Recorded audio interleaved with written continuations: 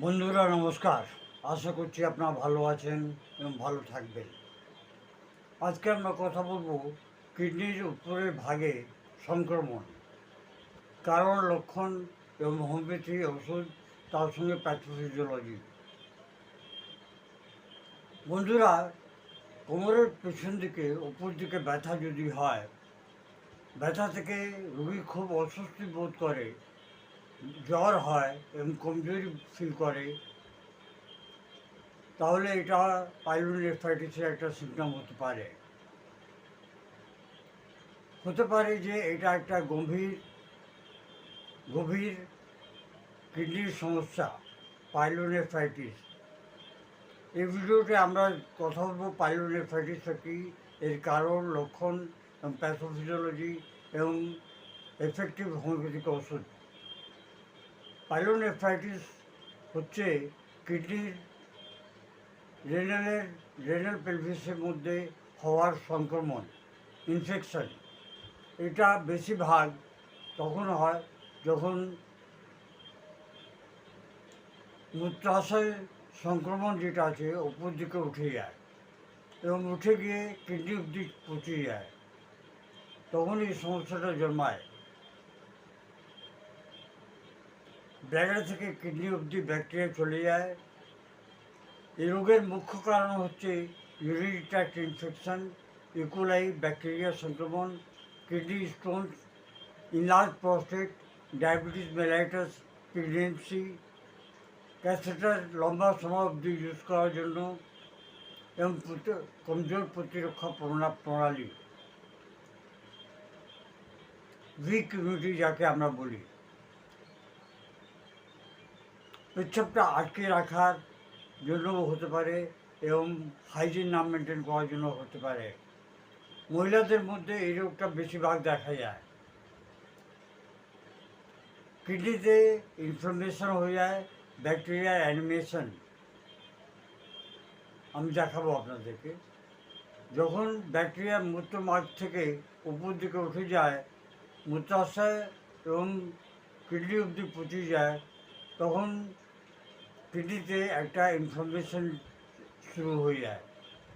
শরীরের প্রতিরক্ষা প্রণালী থেকে লড়ার মতন ক্ষমতা কমে যায়।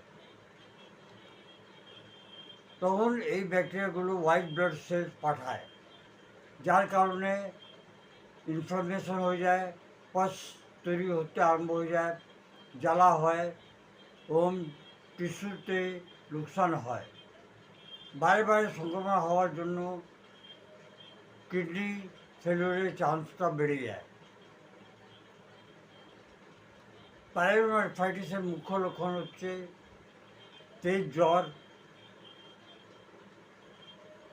ঠান্ডা লাগা, কোমর এবং পিঠের ধারে ব্যথা, পেচ্ছাপে জ্বালা, বারে বারে পেচ্ছাপ হওয়া এবং পেচ্ছাপে প্রচণ্ড দুর্গন্ধ এবং ধোঁয়া ধোঁয়া দেখা।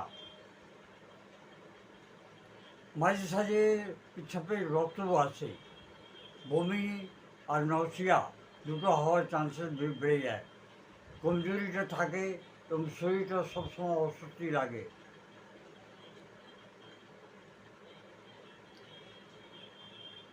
যদি কোনো গভীর সমস্যা হয়, তাহলে জলের অভাব হয়ে যায় শরীরে। এটার মধ্যে টেস্ট করতে হয় blood test, urine test, RFT, ultrasound কিংবা সিটি স্ক্যান। তাহলে জানা যায় যে কী সমস্যা আছে। হোমিওপ্যাথিক ওষুধ,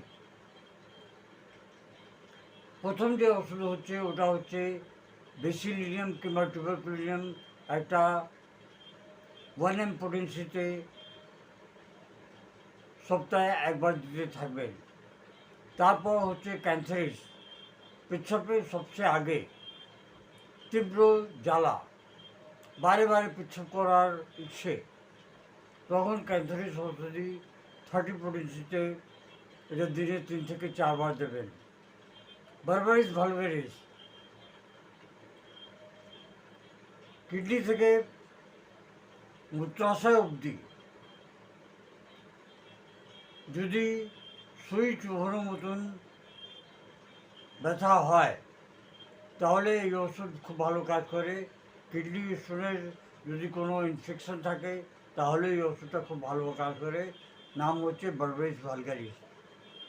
এপিস মেলফিকা, কম পেচ্ছাপ, সুজন, ইনফ্লামেশন আর জ্বালা,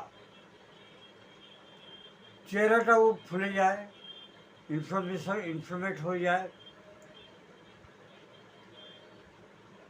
তখন এই ওষুধটাও 30-40 দিনে 3 থেকে 4 বার দিতে পারেন। টেরিবেনথিনা, পেচ্ছাপের মধ্যে খুন, রক্ত এবং কিডনিতে ইনফ্লামেশন আর জ্বালা, তখন টেরিবেনথিনা ওষুধই কিন্তু খুব ভালো কাজ করে।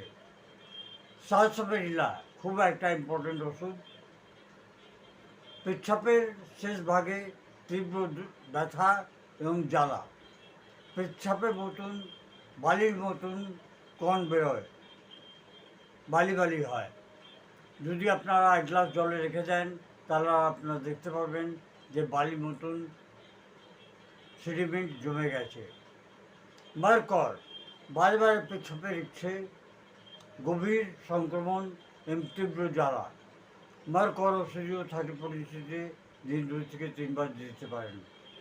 ইকুইজেটাম,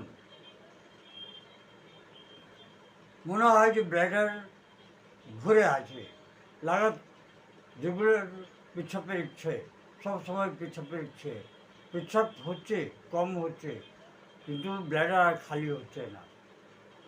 লাইকোপোডিয়াম, ডান দিকে কিডনির সমস্যা, পেচ্ছাপে লাল সেডিমেন্ট বেরোয়।